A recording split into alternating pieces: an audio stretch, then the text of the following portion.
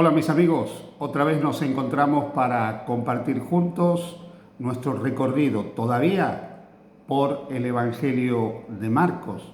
Este Evangelio que, como los otros, nos ayuda a comprender la persona y la obra de Jesucristo. Hoy comenzamos a introducirnos en el capítulo 14 de este Evangelio, un capítulo lleno de imágenes, donde nosotros vemos toda la antesala de la pasión de Jesús. Un capítulo donde se habla de intrigas, se habla de mentiras, se habla de traiciones, pero también de profundos contenidos espirituales, donde la grandeza espiritual de Jesús emerge con unas alturas inigualables y la bajeza del ser humano también aparece para mostrar las tristes consecuencias del mal en la vida de los seres humanos. El capítulo 14 del Evangelio de Marcos comienza con una historia de traición y de engaño.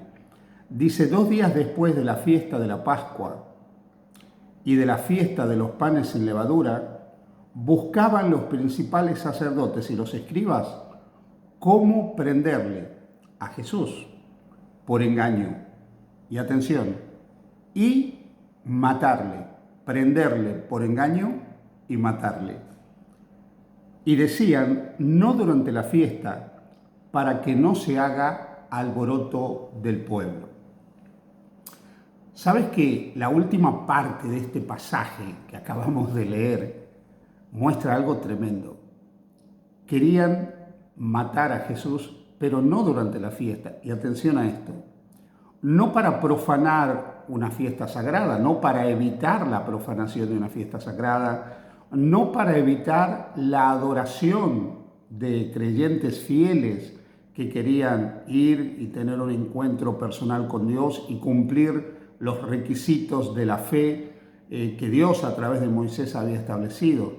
No para profanar un momento sagrado, no para profanar un lugar sagrado.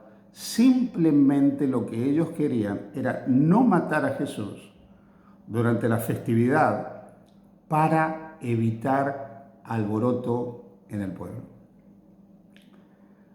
Lo segundo que es tremendamente sorprendente de este texto es que los que están urdiendo esto, los que están procurando matar a Jesús, son los principales sacerdotes, los líderes principales y más importantes del pueblo de Dios de aquel momento.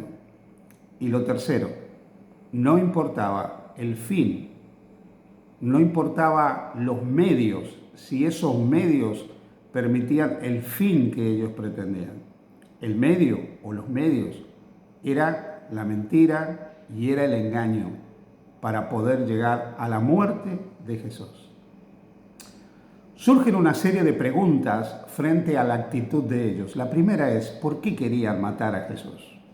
Básicamente, ¿cuál era el problema? Si hemos seguido el recorrido de este Evangelio y has visto las ponencias, los vídeos que anteriormente hemos visibilizado para que podamos estudiar el Evangelio de Marcos, comprenderás que Jesús era un gran problema desde 3 perspectivas. Desde el punto de vista religioso, desde el punto de vista social y desde el punto de vista político.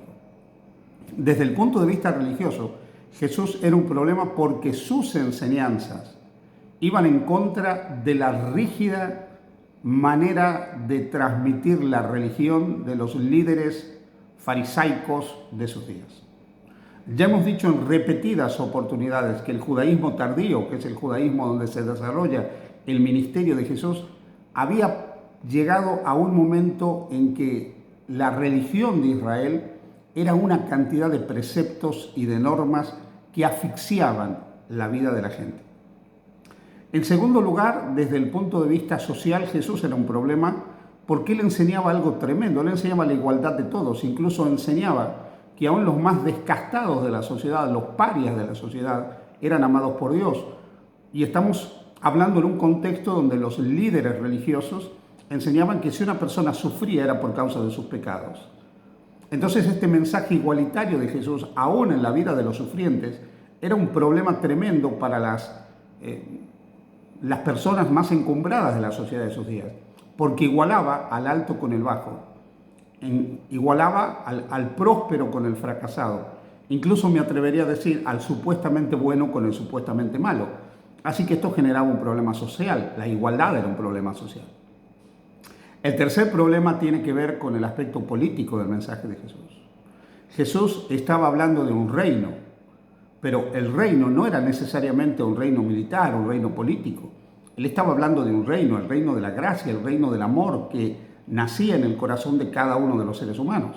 Pero en el pensamiento secular y materialista de los líderes de los días de Jesús, un reino implicaba un problema. Por eso ellos lo acusaron a Jesús de sedición finalmente.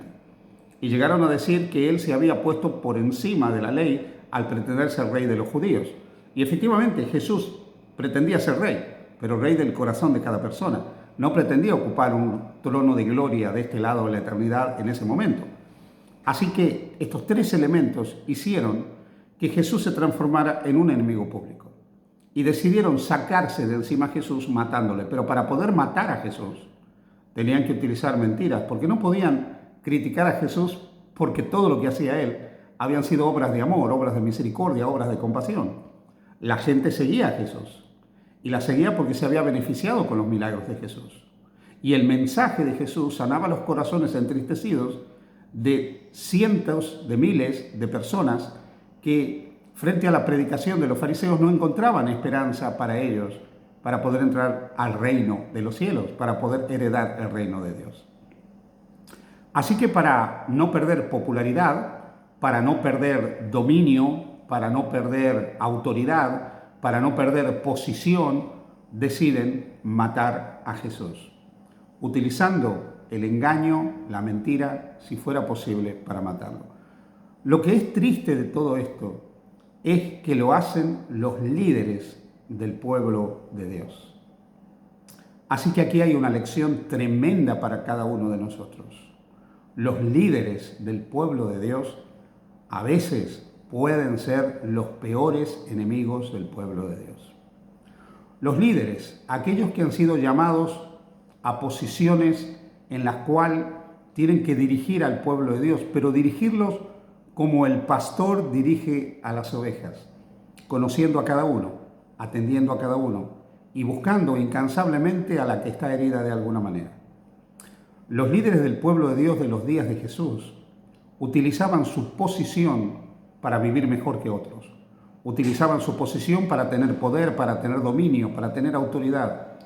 Y necesitaban que las personas los sigan. Porque si todas esas personas que los alababan, que los admiraban, ellos no tenían ninguna preeminencia, ninguna autoridad. Muchos líderes a lo largo de la historia de la Iglesia han buscado simplemente ser respetados, ser queridos, ser elogiados, ser alabados, o simplemente han querido tener el poder para poder controlar a personas. Esto no es algo que no ocurra ya dentro del cristianismo. En todas las comunidades cristianas, en todas las congregaciones cristianas, surgen líderes que pretenden simplemente dominar, controlar, que simplemente pretenden ser la máxima autoridad.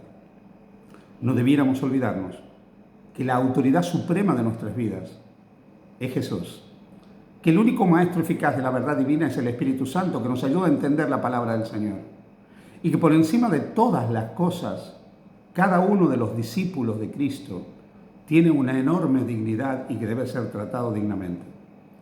Cuando en una comunidad de cristianos hay líderes que atentan contra la integridad de sus miembros, aún utilizando el engaño, aún tratando de destruir a sus miembros para ellos poder mantener su poder, poder mantener su autoridad, poder mantener su preeminencia o su concepto incluso de cómo deben ser las cosas y cómo debe ser creída la verdad, son líderes que no están siguiendo el ejemplo del Maestro. ¿Cómo hacer, cómo actuar frente a una realidad de este tipo? ¿Qué debemos hacer? Simplemente lo que hizo Jesús. La palabra de Dios nos dice que frente a la mentira, al engaño y a la injusticia, Jesús encomendaba su causa al que sabe juzgar justamente. Así que si en algún momento de tu trayectoria en la iglesia te has sentido maltratado, te has sentido herido, o has chocado con algún líder que tiene las características de estos líderes, que no importaba el medio, si justificaba sus fines, no te preocupes. Deja tu caso en las manos del Señor. Ora, descansa, no hagas y deja que el Señor obre, porque Él sabe vindicar y reivindicar a sus hijos. Confía en Jesús, porque Él sabrá obrar en tu vida. Dios te bendiga. Feliz día junto a Jesús.